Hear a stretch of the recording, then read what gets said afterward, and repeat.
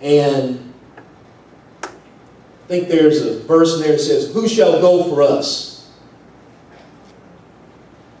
Who will we send? And Isaiah said, "Here I am." He didn't take a poll. He didn't start out with a financial campaign war chest. He didn't go find out how many friends he had. He said, "Here I am." That's what that's what East Texans are looking from the Republican Party. When the government comes in and says, "We want to take your Second Amendment rights," we need to be ready to stand up and say, "Here I am." Right. When the government comes in and wants to confiscate the people's property and their hard-earned money, we need to be able to stand up and say, "Here I am." It's not about who's, it's good to have friends. The incumbent is a good guy. He's a veteran and I'm a veteran. He was an educator, or still is one. I'm an educator. On his Texas legislative website, it has him saying he's a farmer of beans, corn, squash, peanuts, whatever. Well, I'm a rancher. He's a man of faith. I'm a man of faith. So we're good guys. But as John Adams and Thomas Jefferson were very good friends. But it's about posterity. I'm not asking you to be here today. I didn't want you to be here today. I didn't ask Trey Traynor of GOPAC to have to sponsor this for me. It's about those 80 kids that I stand in front of every day. It's about your grandkids. It's not about our 401ks today or the price of gas at the pump today. It's about your children's children.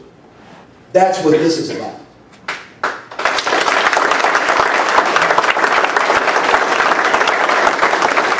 Had enough. The American people are people of faith. They're innovative. They practice rugged individualism. They're people of hard work. But just believe, just think of this. We had a vice president a few days ago. Now this is after spending $800 billion in stimulus cash. That there is no possibility to restore the 8 million jobs lost over the 2 years. And then the Treasury Secretary, and this is the same guy who couldn't even calculate his taxes correctly with the software program, says that the world cannot economically depend on the U.S. as it has in the past. Well, I've got something, a message for the Vice President and the Secretary. I don't think that's your job. I don't think it's your job to determine the height and the breadth of the American spirit. To both of them, I've got a suggestion. Shut up.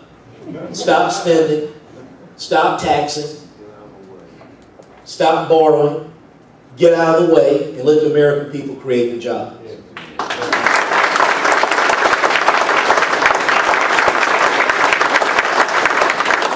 See, up in Washington, they've probably resigned themselves to a second-class status. But as Bob said, this is still the shining city on the hill. And the American people I talk to in East Texas, they still want their country to lead economically, culturally, and militarily. The American people are sick and tired of being sick and tired of a government that refuses to do its job. It spends all the wealth that the American people sent it on April the 15th, then it borrows vastly more, and it prints more. Just think, I was talking to some builders the other day. The federal government can find EPA and OSHA regulators that come to our state because of the decisions that Wayne Crispin and Dan Flynn has made in the legislature to make sure that Texas remains strong economically. And our housing industry is doing well. States surrounding their housing industry is doing very well. So they tell those EPA and OSHA regulators, why don't you pick up shop and move to Texas, where the housing industry is still vibrant. Here's the point. If we can find census workers to go around and knock on people's doors and ask them how many toilets they have in their house. We can find OSHA and EPA regulators. We should be able to find the boots on the ground to secure the border. Amen. All along the border. And I'm going to tell you today, we're all Arizonans. 50 years ago, the government came and sued states for not following the Constitution and not implementing the laws of the country. Today, it sues states for actually following the Constitution and enforcing the laws. Amen. This is perverted. You got drug cartels, hungry money coyotes engaged in the exploitation of poor men and women. Just want to have an opportunity to come over and have a good life. And then we find out we got communist spies sitting around our neighborhood. The federal government sues, it lectures, and with foreign leaders it criticizes our popularly elected leadership in this country. The American people have had enough. There was out of this German leftist, what we would think of leftist today, philosophical school of thought. They say you have these three strands. You have a thesis. This is really why today is important. It's not really about winning an election or winning a campaign. This is not about James White. It's really important here. You have a thesis, you have an antithesis or antithesis, and you have a synthesis. You have a leadership that's in control, from Mac Reynolds, he's in the loop. Democrats in Austin, all the way to Washington, that are pursuing an antithesis to the American thesis. Limited government, individual freedom and responsibility, free enterprise, and traditional values. I think Jen Owen said something, it's funny, but it was really true.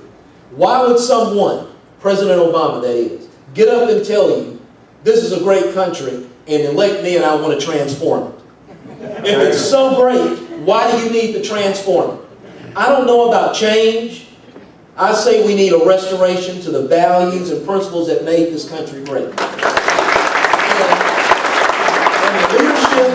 the leadership that's in Washington and wants to get control of Austin, they have an antithesis to overturn the thesis. They don't even want to go to the third part. They don't even want to go to the third part of the synthesis, which would be some of the little bit of the same.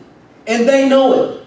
James Carville, reading this morning on the Drudge Report, James Carville does a poll and says, James Carville, the Democratic strategist, does a poll and says 55% of the Americans, so that means some Democrats too, believe that Barack Obama is a socialist.